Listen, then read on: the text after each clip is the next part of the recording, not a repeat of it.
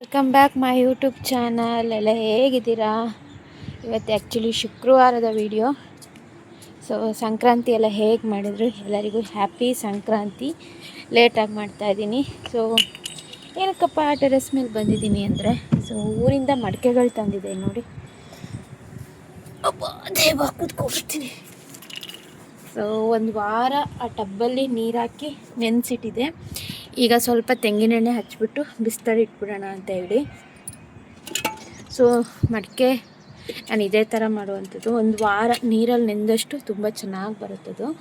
So ಹಾಗಾಗಿ ನೆಂದಿದೆ.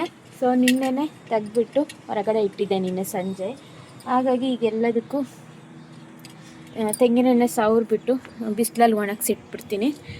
So that use ಮಾಡ್ಬೋದು. ಕೆಲವೊಬ್ರು ಗಂಜಿ ತಿಳಿ ಎಲ್ಲ ಹಾಕಿ ಕುದಿಸ್ತಾರೆ. ನಾನು ಗಂಜಿ ತಿಳಿ ಎಲ್ಲ ಹಾಕಿ ಕುದಿಸಲ್ಲ, ಯಾಕಂದರೆ ಅಕ್ಕಿಲೆಲ್ಲ ಸ್ವಲ್ಪ ಪೌಡರೆಲ್ಲ ಇರುತ್ತಲ್ವ, ಸೊ ಅದು ಹತ್ಬಿಡುತ್ತೆ ಅಂತೇಳಿ. ಸೊ ಹೀಗೆ ಒಂದು ವಾರ ನೀರಲ್ಲಿ ನೆನೆಸಿಟ್ಬಿಡಿ, ಚೆನ್ನಾಗಾಗತ್ತೆ. ಸೊ ನಂದು ಲಾಸ್ಟ್ ಟೈಮ್ ಯಾವುದೋ ಒಂದು ಮೀನು ಸಾರಿಗೆ ಮಾಡಿದಾಗ ಸುಮಾರು ಜನ ಕೇಳ್ತಾಯಿದ್ರು, ನಾನು ಮಡಿಕೆ ತಂದು ಇದಾಯಿತು, ಒಡೆದೋಯ್ತು ಅಂತ. ಸುಮಾರು ಎಣ್ಣೆ ಬೇಕಾಗುತ್ತೆ. ನಾನು ಹೊರಗಡೆ ಹಚ್ಚಲ್ಲ, ಒಳಗಡೆ ಸ್ವಲ್ಪ ದಪ್ಪವಾಗಿ ಈ ಥರ ಇಲ್ಲಿ ನೋಡಿ ಕಾಣ್ತಾ ಇದೆ ಅಂದ್ಕೊಳ್ತೀನಿ. ಬಿಸಿಲು ಸಿಕ್ಕಾಪಟ್ಟೆ ಇದೆ. ಸ್ವಲ್ಪ ಚೆನ್ನಾಗಿ ಹಚ್ಬಿಟ್ಟು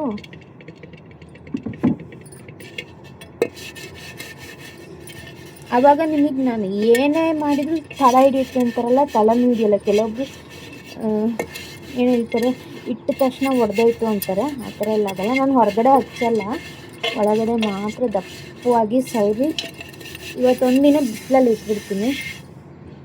ಆ್ಯಕ್ಚುಲಿ ಎರಡಕ್ಕೇನೋ ಹಚ್ಚಿದ್ದೀನಿ ಅಂದ್ಕೊಳ್ತೀನಿ. ಇದು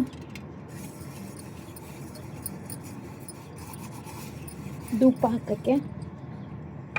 ಸೊ ಪಾತ್ರೆಗಳನ್ನೆಲ್ಲ ಚೇಂಜ್ ಮಾಡ್ತಾಯಿದ್ದೀನಿ, ಯಾಕಂದರೆ ಹಳೆಯ ಪಾತ್ರೆಗಳು ನಾನು ಮದುವೆ ಆಗಿ ಸ್ಟಾರ್ಟಿಂಗು ಮೈಸೂರು ಬಂದಾಗ ತೊಗೊಂಡಿರೋ ಪಾತ್ರೆಗಳು. ಸೊ ಆವಾಗ ಗೊತ್ತಿರಲಿಲ್ಲ, ಎಲ್ಲ ಅಲ್ಯೂಮಿನಿಯಂ ತೊಗೊಂಡಿದ್ದೆ. ಸೊ ಅಲ್ಯೂಮಿನಿಯಂ ಪಾತ್ರೆ ಎಲ್ಲ ಎಕ್ಸ್ಚೇಂಜ್ ಮಾಡೋಣ ಅಂತೇಳಿ ಸ್ಟೀಲು ಮತ್ತು ಆ್ಯಕ್ಚುಲಿ ಬ್ಲ್ಯಾಕ್ ಅಲ್ಯೂಮಿನಿಯಮ್ಮು ಯೂಸ್ ಮಾಡಬಾರ್ದು ಅಂತಾರೆ, ಗೊತ್ತಿಲ್ಲ. ಅದಕ್ಕೋಸ್ಕರ ಹೆಲ್ತ್ ಈಸ್ ವೆಲ್ತ್ ಆಗೋಗಿದೆ. ಏನಂದರೆ ಆರೋಗ್ಯವೇ ಭಾಗ್ಯ. ಸೊ ಆಮೇಲೆ ನೀಟಾಗಿದು ರಂಗೋಲಿ ಪುಡಿ ಹಾಕಿ, ನಾನು ರಂಗೋಲಿ ಪುಡಿ ಮತ್ತು ಸಬೀನಾ ಪೌಡರ್ ಬರುತ್ತಲ್ಲ, ಅದನ್ನು ಹಾಕಿ ನೀಟಾಗಿ ತೊಳಿತೀನಿ. ಸೊ ದಟ್ ಅವಾಗ ತೋರಿಸ್ತೀನಿ ನಾನು ಹೇಗೆ ಆಗುತ್ತೆ ಅಂತ. ಸೊ ಅದೆರಡು ಮಡಿಕೆ ನಾನು ಆಲ್ರೆಡಿ ಬಿಸಿಲಲ್ಲಿ ಇಟ್ಟಿದ್ದೀನಿ, ಒಣಸಿ 3. ಅದನ್ನು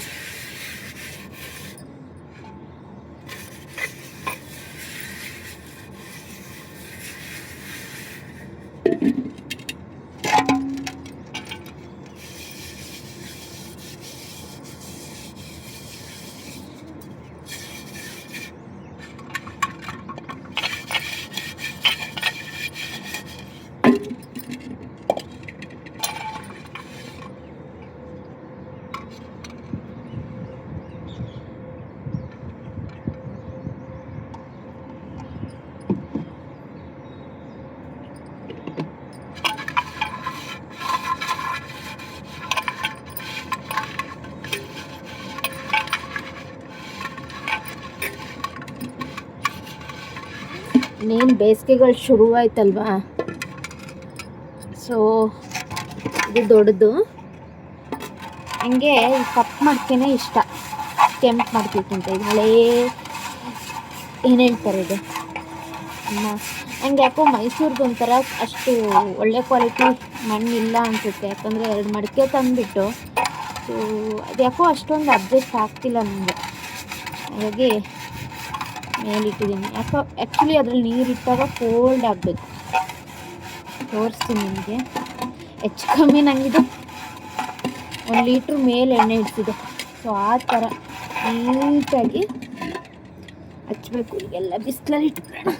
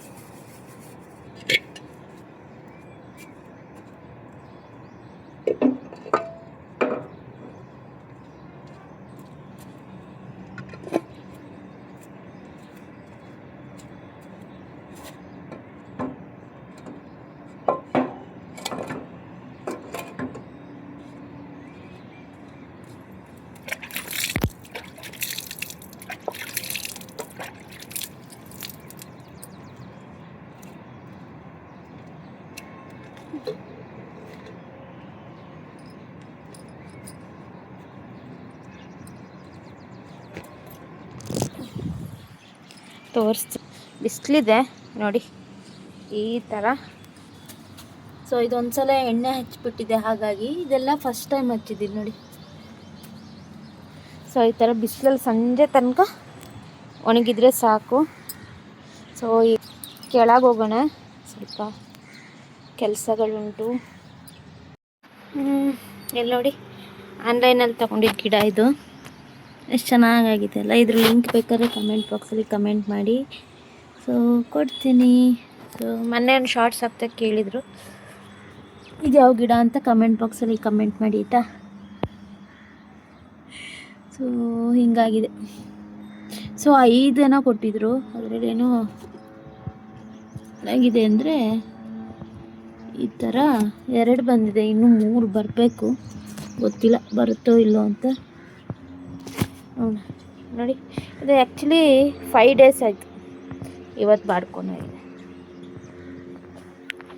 ನಿಮಗೊಂದು ಹೊಸ ವಿಷಯನೇ ಹೇಳಬೇಕು, ಹೆಣ್ಮಕ್ಳೇ ಆಗಲ್ಲ, ಏನಾದರೂ ಒಂದು ವಿಷಯ ಏನಾದರೂ ಆಯಿತು ಅಂದರೆ ಲಾಗಿಂಗ್ ಅಂತ ಹೇಳಿದ್ರೆ ಹೇಳ್ಕೊಳ್ಳೇಬೇಕು.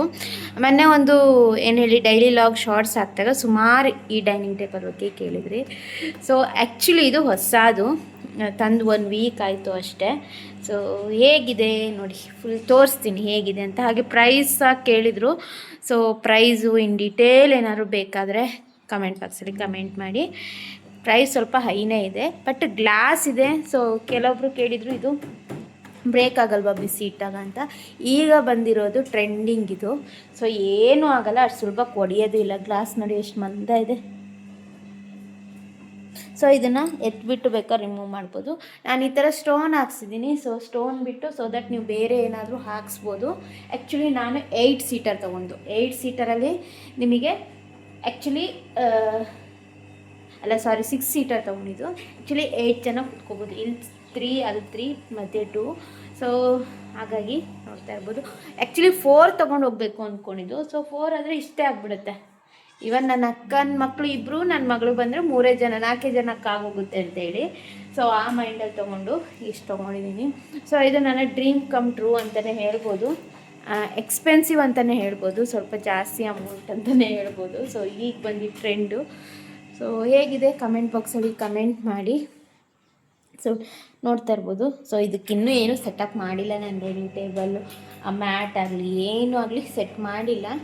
ಸೊ ಹೇಗಿದೆ ಹೊಸ ಡೈನಿಂಗ್ ಟೇಬಲ್. ಸೊ ಖುಷಿ ಅಲ್ಲ, ನಾವು ಸಣ್ಣಕ್ಕೆಲ್ಲ ಇರಬೇಕಾದ್ರೆ ಸೊ ಚೇರ್ ಮೇಲೆ ಕುತ್ಕೊಂಡು ಊಟ ಮಾಡೋದೇ ಒಂಥರ ಖುಷಿ. ಅಂದರೆ ಒಂಥರ ನಂದು ಹಳೆ ಮನೇಲಿ ಚಿಕ್ಕದಿತ್ತು. ಸೊ ಈ ಮನೇಲಿ ತರಬೇಕು ಅಂತೇಳಿ ಇಷ್ಟು ದಿನ ಹಾಗೆ ಹೋಯಿತು. ಸೊ ನೋಡಿ ಅಂತಲ್ಲ. ಸೊ ಕಮೆಂಟ್ ಬಾಕ್ಸಲ್ಲಿ ಕಮೆಂಟ್ ಮಾಡಿ ಹೇಗಿದೆ ಅಂತ ಹೇಳಿ. ಸೊ ಇನ್ನು ಅಡುಗೆ ಕೆಲಸಗಳು ಶುರು ಆಗಬೇಕು. ನಿನ್ನೆ ಪೂಜೆ ಕೆಲಸ. ಸೊ ಸಂಜೆ ಮೇಲೆ ದೀಪ ಇಡೋಣ ಅಂತ ಹೇಳಿ, ಸಂಕ್ರಾಂತಿ ಪೂಜೆ. ಸೊ ನೆಕ್ಸ್ಟು ಮನೆಯೆಲ್ಲ ಕ್ಲೀನ್ ಮಾಡಿ ಆಮೇಲೆ ಸಿಗ್ತೀನಿ ಆಯಿತಾ. ಸೊ ಏನು ಅಡುಗೆ ಮಾಡ್ತೀನಿ ಅಂತ ಪ್ಲ್ಯಾನ್ ಇಲ್ಲ. ಸೊ ನೋಡೋಣ ಏನು ಅಡುಗೆ ಏನು. ನಮ್ಮದು ನೋಡಿ ಬಿಗ್ ಬಾಸ್ ಲೈವ್ ಕ್ಲೋಸ್ ಆಗಿದೆ, ಹಾಗಾಗಿ ಟಿ ವಿ ಸಹ ಕ್ಲೋಸು. ಸೊ ಇನ್ಮೇಲೆ ಟೈಮ್ ಹೋಗೋದೇ ಭಾಳ ಕಷ್ಟ ನನಗೆ. ಸೊ ನೋಡೋಣ. ಸೊ ಟೈಲರಿಂಗ್ ಕಲಿತಾ ಇದ್ದೀನಿ, ಟೈಲರಿಂಗ್ ಸ್ಟಿಚ್ಚಿಂಗ್ ಮಾಡ್ತಾ ಟೈಮ್ ಪಾಸ್ ಮಾಡಬೇಕು ಅಷ್ಟೇ. ಓಕೆ, ನೆಕ್ಸ್ಟ್ ಸಿಗ್ತೀನಿ. ಇನ್ನು ಸಂಜೆ ಮೇಲೆ ವಿಡಿಯೋ ಕಂಟಿನ್ಯೂ ಮಾಡ್ತಾಯಿದ್ದೀನಿ. ಸಡನ್ನಾಗಿ ಫೀವರ್ ಬಂದುಬಿಡ್ತು, ಹಾಗಾಗಿ ಹಾಸ್ಪಿಟ್ಲಿಗೆ ಹೋಗಿ ಇಂಜೆಕ್ಷನ್ ತೊಗೊಂಡು ಮಧ್ಯಾಹ್ನ ಮಲ್ಕೊಬಿಟ್ಟೆ. ಮಗಳನ್ನ ಕರ್ಕೊಬಂದು ಅರೌಂಡ್ ನಾನು ಎದ್ದಿದ್ದೆ 6:30 ಅಷ್ಟೊತ್ತಿಗೆ. ಎದ್ಬಿಟ್ಟು ಬಿಸಿ ಟೀ ಕುಡ್ಕೊಬಿಟ್ಟೆ ಒಂಥರ. ಸೊ ಮಧ್ಯಾಹ್ನ ಊಟನೂ ಮಾಡಿರಲಿಲ್ಲ, ಜ್ವರಕ್ಕೆ ಒಂಥರ ಆಗ್ತಾಯಿತ್ತು. ಹಾಗಾಗಿ ರಸ್ಕ್ ತಿನ್ನೋಣ ಅಂತೇಳಿ ರಸ್ಕ್ ಮಧ್ಯಾಹ್ನನೇ ತಂದಿದ್ದೆ. ಸೊ ತಿನ್ನೋಕ್ಕಾಗ್ತಿರ್ಲಿಲ್ಲ, ಹಾಗಾಗಿ ಸಂಜೆ ಟೀ ಮಾಡಿ ತಿಂದೆ. ಹಾಗೆ ಮಟನ್ ಸಾಂಬಾರು ಮಾಡೋಣ ಅಂತ. ಇಲ್ಲೆಲ್ಲ ನಮ್ಮ ಮೈಸೂರು ಅಥವಾ ಮಂಡ್ಯದಲ್ಲಿ ಸಂಕ್ರಾಂತಿ ಮಾರನೇ ದಿನ ಬಾಡುಟ ಅಂತಲೇ ಹೇಳ್ಬೋದು. ರೆಸಿಪಿ ನಾನು ಎಲ್ಲಿ ಶೇರ್ ಮಾಡೋಕ್ಕೆ ಹೋಗಲ್ಲ. ಆ್ಯಕ್ಚುಲಿ ಗ್ರೀನ್ ಮಸಾಲ ಮಾಡ್ತಾಯಿದ್ದೀನಿ, ಚೆನ್ನಾಗಾಗುತ್ತೆ. ಗ್ರೀನ್ ಮಸಾಲ ಆ್ಯಕ್ಚುಲಿ ನನ್ನ ರೈಸ್ಗಿಂತ ಆ್ಯಕ್ಚುಲಿ ಈ ಮುದ್ದೆಗೆ ಭಾಳ ಇಷ್ಟ ಆಗುತ್ತೆ. ಆದರೆ ಇವತ್ತೇನು ಮಾಡೋಕ್ಕಾಗಲ್ಲ. ಹಾಗಾಗಿ ಮಾಡ್ತಾಯಿದ್ದೀನಿ. ಏನೋ ಒಂಥರ ಏನು ಹಾಕಿದ್ದೀನಿ, ಏನು ಬಿಟ್ಟಿದ್ದೀನಿ ಅನ್ನೋದೇ ಗೊತ್ತಿರಲಿಲ್ಲ. ಹಂಗೆ ಮಿಷನಿಗೂ ಪಾತ್ರೆ ಹಾಕಿದ್ದೆ. ಸೊ ಏನಂದರೆ ನನ್ನ ಮಗಳು ಪಾತ್ರೆ ತೊಳೆದ್ಕೊಟ್ಟಿದ್ದು ನನಗೆ. ಅದು ಸೊ ಒಂದು ಸ್ವಲ್ಪ ನೀರಲ್ಲಿ ತೊಳೆದು ಹಾಕಬೇಕಲ್ಲ, ನನ್ನ ಮಗಳು ಹಾಕ್ಕೊಟ್ಟಿದ್ದು. ಸೊ ನಾನು ಅಷ್ಟು ಹೆಲ್ಪ್ ಮಾಡೋಂಗೆ ಆಗಿದ್ದಾಳೆ. ಚೇರ್ ಹಾಕ್ಕೊಟ್ರೆ ಪಾತ್ರೆ ತೊಳೆದು ಕೊಡ್ತಾಳೆ, ಅಂದರೆ ತಿಕ್ಕೊಡ್ತಾಳೆ, ನಾನು ಮಿಷನಿಗೆ ಹಾಕ್ತೀನಿ. ಇಷ್ಟು ಬೇಗ ಮಕ್ಕಳು ದೊಡ್ಡವರಾದರೂ ಅದು ನನಗೆ ಇಷ್ಟೊಂದು ಹೆಲ್ಪ್ ಮಾಡೋ ಹಾಗೆ ಅಂತ ಯಾವ ಸಲವೂ ಇರಲಿಲ್ಲ. ಈ ಸಲ ತುಂಬ ಹುಷಾರಿದ್ದಾಗ ಯಾವಾಗಲೂ ಅಷ್ಟೇ ಬಂದು ಡಿಸ್ಟರ್ಬ್ ಮಾಡೋದು, ಮಲಗಬೇಡ ನೀನು ಎದ್ದೇಳು ಅನ್ನೋದು. ಈ ಸಲ ಹಂಗಿರಲಿಲ್ಲ. ಮಧ್ಯಾಹ್ನದಿಂದ ಮೆಚೂರ್ ಆಗ್ತಾ ಹೋಗ್ತಾರೆ ಮಕ್ಕಳು ಅಂತಲೇ ಹೇಳ್ಬೋದು. ಇನ್ನು ಸಂಜೆ ಸಾಂಬಾರೆಲ್ಲ ಮಾಡಿದ್ಮೇಲೆ ದೀಪ ಇಡೋಣ ಅಂತೇಳಿ ಬಂದೆ. ಆ್ಯಕ್ಚುಲಿ ಶುಕ್ರವಾರ ಬೆಳಗ್ಗೆನೇ ದೀಪ ಇಡಬೇಕಿತ್ತು, ಆಗ್ತಿರ್ಲಿಲ್ಲ. ಬೆಳಗ್ಗೆಯಿಂದ ಒಂಥರ ಆಗ್ತಾಯಿತ್ತು. ಸೊ ಮಧ್ಯಾಹ್ನ ಮೇಲೆ ಸಡನ್ನಾಗಿ ಜ್ವರ ಬಂದುಬಿಡ್ತು. ಸೊ ಅದಕ್ಕೋಸ್ಕರನೇ ಈ ಥರ ಆಯಿತು ಅಂತ ಅನ್ಕೋಬೋದು. ಪೂಜೆ ಮಾಡಬೇಕಾದ್ರೂ ಅಷ್ಟೇ ನನ್ನ ಮಗಳನ್ನ ಕೂರಿಸ್ಕೊಳ್ತೀನಿ. ಸೊ ನಾನೇನು ಮಂತ್ರ ಅಥವಾ ನನಗೇನು ಶ್ಲೋಕಗಳು ಬರುತ್ತೆ ಅದನ್ನು ಹೇಳ್ಕೊಡ್ತೀನಿ. ಆಲ್ಮೋಸ್ಟ್ ಹೇಳ್ತಾಳೆ. ಇದೊಂದು ನೆಕ್ಸ್ಟ್ ಅವಳಿಗೆ ಪ್ರಾಕ್ಟೀಸ್ ಮಾಡಿಸ್ಬೇಕು. ಯಾಕಂದರೆ ದೀಪ ಇಡ್ತೀನಿ ಅಂತಾಳೆ, ನಂಗೆ ಹೆದರಿಕೆ. ಯಾಕಂದರೆ ಕೈಯೆಲ್ಲಾದರೂ ಸುಟ್ಕೊಬಿಡ್ತಾಳೆ ಅಂತ. ಭಾಳ ಇಂಟ್ರೆಸ್ಟ್ ಅವಳಿಗೆ ದೀಪ ಇಡೋದಾಗಲಿ ಪೂಜೆ ಮಾಡೋದಾಗಲಿ ಅಂತೇಳಿ. ನಾನೇ ಹೂ ಮುಡಿಸ್ತೀನಿ ಅಂತೇಳಿ. ನಮ್ಮನೆ ಫೋಟೋಗಳು ಏನು ಗೊತ್ತಾ, ನಂಗೆ ಮಾತ್ರ ಅಡ್ಜಸ್ಟ್ ಆಗಿದೆ. ಸೊ ಬೇರೆ ಯಾರೇ ಹೂ ಇಟ್ಟರು ಬಿದ್ದೋಗ್ಬಿಡುತ್ತೆ. ಅಂದರೆ ನಾವು ಅದೊಂದು ಆ್ಯಂಗಲಲ್ಲಿ ಇಟ್ಟಿರ್ತೀವಲ್ವ, ಸೊ ಆ ಥರ. ಸೊ ಬೇರೆ ಆ್ಯಂಗಲಲ್ಲಿ ಇಟ್ಬಿಟ್ರೆ ಸೊ ಜಾಸ್ತಿ ಹೂ, ಈ ಫೋಟೋಕ್ಕೆ ಇಷ್ಟೇ ಹೂ ಹಾಕಬೇಕು, ಜಾಸ್ತಿ ಹೂ ಹಾಕಿದರೆ ಬಿದ್ದೋಗುತ್ತದು. ಸೊ ಅದು ನಂಗೆ ಮಾತ್ರ ಗೊತ್ತಿರುತ್ತೆ. ವೀಡಿಯೋ ಕಂತ ಇಟ್ಟಿದ್ದೀನಿ, ಅದು ನೋಡಿ ಹೆಂಗಾಗಿದೆ ಅಂತ.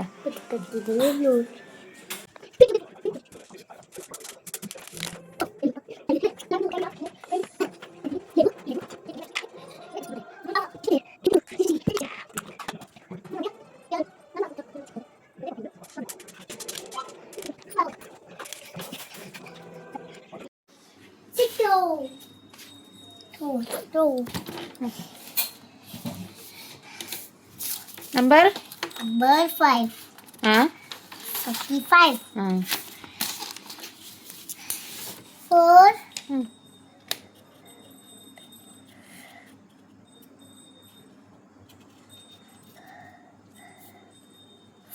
5. 45. ಹೇಳಿ ನೋಡೋಣ. ಈ ವಿಡಿಯೋನ ಇಲ್ಲಿಗೆ ಎಂಡ್ ಮಾಡ್ತೀನಿ. ಲೈಕ್ ಮಾಡಿ, ಸಬ್ಸ್ಕ್ರೈಬ್ ಮಾಡಿ. ಹೇಳಿ ನೋಡೋಣ, ಹೆಂಗೆ ಹೇಳ್ತೀರಾ ನೋಡೋಣ. ಮಮ್ಮಿ ಚಾನಲ್ಗೆ ಸಬ್ಸ್ಕ್ರೈಬ್. ರಕ್ಷಿತಾ ಹೆಂಗೆ ಮಾಡೋದು ಚಾನಲಲ್ಲಿ? ಹಾಯ್ ಗಾಯ್ಸ್ ಹೆಂಗೆ ಹೇಳೋದು?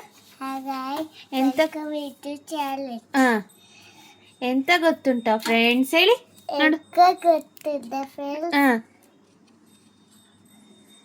ದಾದ ವಿಷಯ ಬಂದ್ಲೆ ಗೊತ್ತಜ್ಜ. ಬಾಯ್ ಬಂದ್ಲೆ. ಬಾಯ್. ಓಕೆ ಫ್ರೆಂಡ್ಸ್, ಇವತ್ತಿಗೆ ಈ ವಿಡಿಯೋ ಎಂಡ್ ಮಾಡ್ತೀನಿ. ಸೊ ಫುಲ್ಲಿ ವಿಡಿಯೋ ಇಷ್ಟ ಆಗಿದೆ ಅಂದ್ಕೊಳ್ತೀನಿ. ಇಷ್ಟ ಆಗಿದ್ರೆ ಲೈಕ್ ಮಾಡಿ, ಹಾಗೆ ಸಪೋರ್ಟ್ ಮಾಡಿ, ಸಬ್ಸ್ಕ್ರೈಬ್ ಮಾಡಿ, ಹಾಗೆ ನಿಮ್ಮ ಫ್ಯಾಮಿಲಿ ಫ್ರೆಂಡ್ಸ್ ಒಟ್ಟಿಗೆ ಒಂದು ಶೇರ್ ಮಾಡಿ, ಆಯಿತಾ? ಸೊ ಇವತ್ತಿನ ಒಂದು ಸಿಂಪಲ್ ಲಾಗು ನಿಮ್ಮೊಟ್ಟಿಗೆ ಶೇರ್ ಮಾಡ್ತೀನಿ. ಸಿಗ್ತೀನಿ ಮತ್ತೊಂದು ವಿಡಿಯೋದೊಂದಿಗೆ. Thank you, bye, love you.